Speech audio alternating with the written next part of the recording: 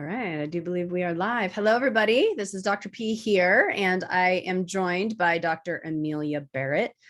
Today, we're going to talk to you guys a little bit about detoxing in migraines. So Dr. Barrett and I do a lot of work on detoxification. There's actually a really interesting study that was done a few years ago that showed that people struggling with chronic migraines are severely deficient in their antioxidant status. And so when we don't have antioxidants to help us clear out our toxins that we're exposed to every day, we start becoming really overburdened. And there's ways that we can minimize the burden that we're exposed to, and then also help to support those antioxidants in the detox pathway, which in turn makes a big difference in migraines and migraine control. Do you experience the same thing, Dr. Barrett? Oh, absolutely. And I think that this is really under-recognized by conventional medicine. So I'm so glad we're talking about this today. I completely agree. Completely agree. So for those of you who aren't familiar with Dr. Barrett, she's a neurologist who also specializes in migraines, but she has a very holistic approach, much as I do.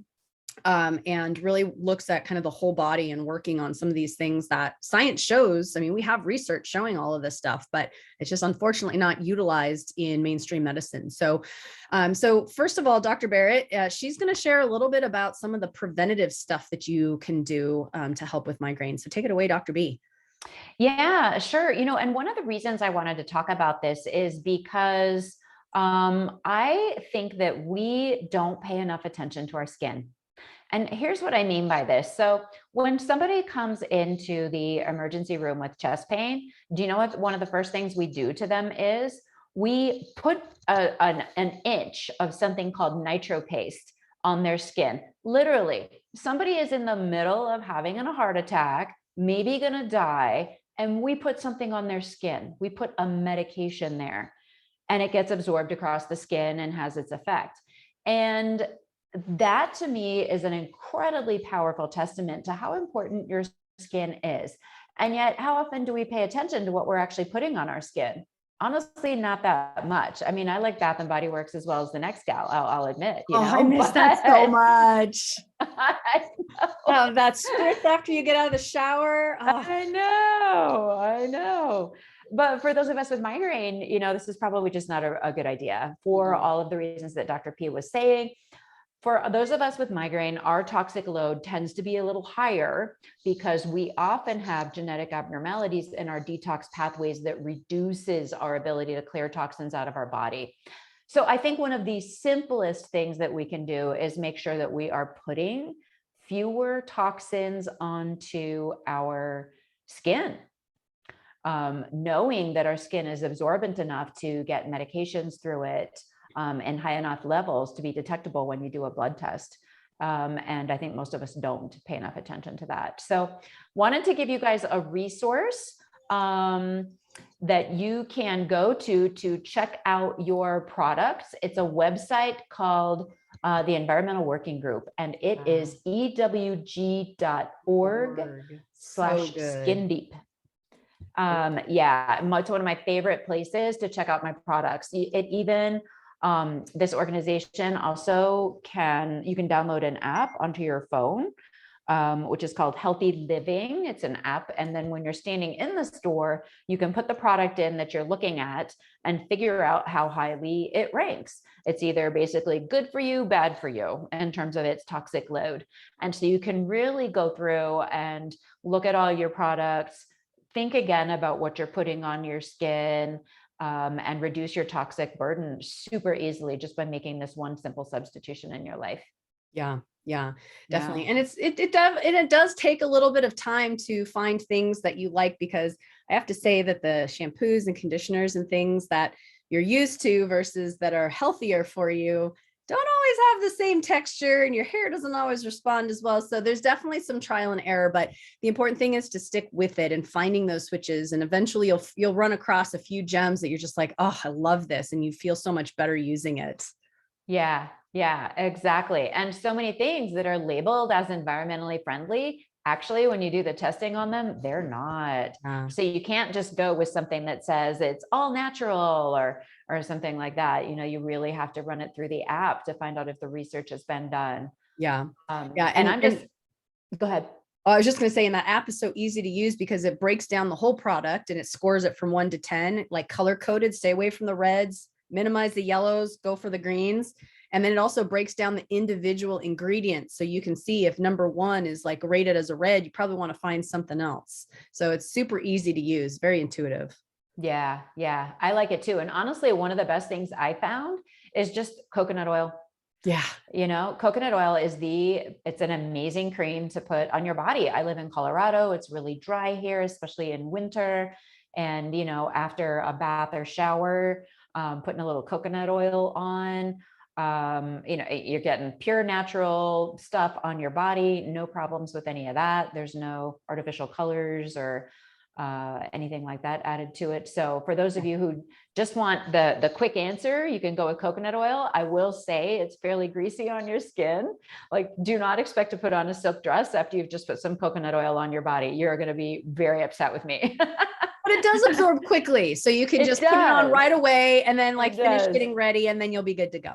Yeah. Yeah. You just got to give it a good 5 or 10 minutes before, or just use it at night before bed or something where it doesn't really matter if it's getting on things. So yeah, that's my go-to today. Yeah. Is it? Yeah. That's so funny. I add just a little essential oils just so I have something nice to smell. And I love that. That's so funny. We did not even plan this ahead of time, but you and I both use the same thing. Yeah, that's true. And then if you get hungry at night, you just take a little dip and eat it if you want. No, I don't do that. That's weird. But so then on top of that, you know, definitely the avoidance and stuff, taking a look at some of the things that are in your shampoo. Again, your scalp is a big thing. And especially like this is the area where we have a lot of pain too, right? So we need to make sure that we're putting good things, healthy things on our scalp and that kind of stuff too. So awesome tips there, Dr. B. So the other thing that we wanted to kind of touch on is just some of the ways that you can kind of supplementally help support your body to detox. Now,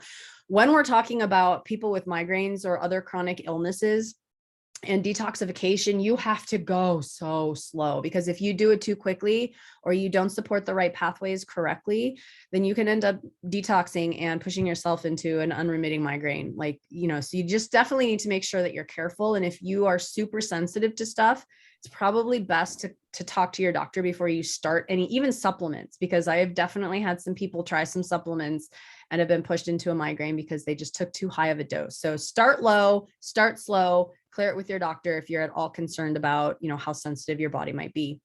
But a few of my favorites, and Dr. B, feel free to jump in if you have anything else to add. I always like to start with a liver support. So there's a ton of them out there. Liver support and adrenal support are probably the two most ubiquitous naturopathic supplemental recommendations. So you can find a ton of them out there. In different blends and different formulations. Just look for a good one.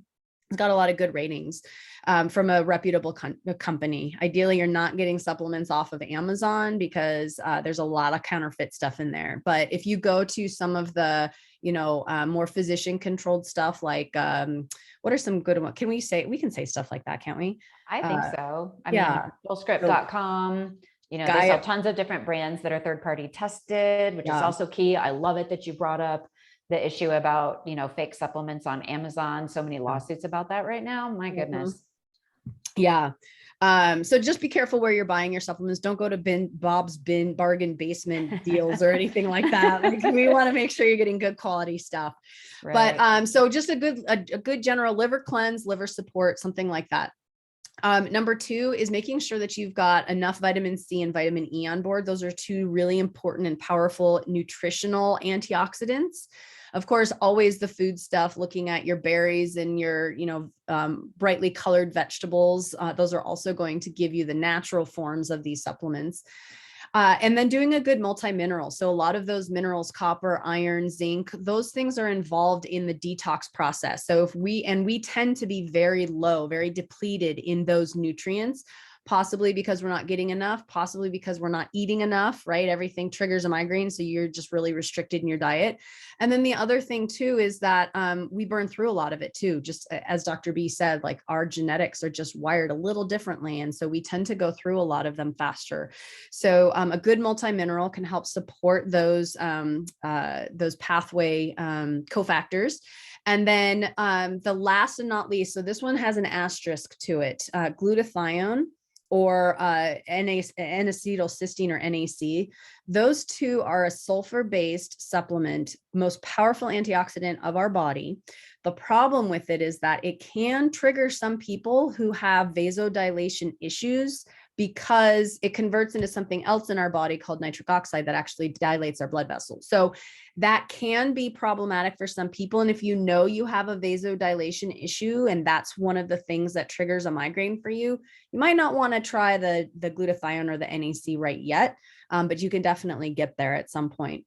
But that is if you can tolerate it and sulfur things don't trigger you, that can be an amazing thing to get you leaps and bounds ahead of where you are, because it's basically giving you the actual antioxidant that your body needs. It doesn't have to make anything. It's right there. You absorb it, you utilize it, you start getting those toxins out quickly. So, so those are kind of my favorites. Dr. B, do you have anything that you like for detoxing? No, I agree with pretty much everything you said there. I have a little acronym that I like, PACES: protein, ALA, CE, and selenium, Nice. to help with detox. Yeah. Yeah. Yeah. And selenium is a mineral that should be in a multi-mineral that you're getting. So another one of those good cofactors. So awesome. Well, thanks, Dr. Barrett, for being on with us and talking to us a little bit about detox. I believe we're going to be jumping on next week and having a little conversation again, probably around the same time. Yeah. Is that what we kind of that works for me. Tuesday? Yeah. Great. Yeah. So until then, if you guys have any questions, please feel free to write them in the comments below. We'll be happy to jump in and answer them. And we'll see you guys next week. Bye, everybody.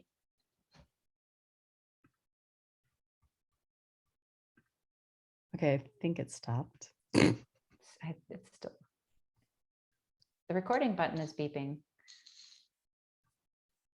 Yeah, I am still recording, but I'm not live streaming anymore. Oh.